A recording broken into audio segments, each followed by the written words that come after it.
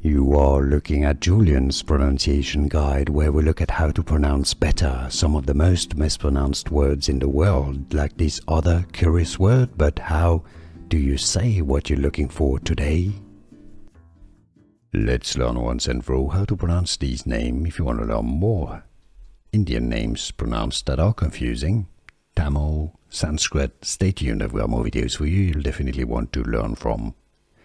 Shraddah, a Hindu ritual performance as well. It's pronounced as Shra, Indian pronunciation here. Shra, Shraddah, Shraddah. In English, therefore, it's usually pronounced as Shraddah, Shraddah. You do want to stress a bit on that D.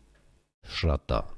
Here are more videos on how to pronounce more confusing words and names too many mispronounced. Like this video if you found it useful. I appreciate your support. I'll see you soon and thanks for watching.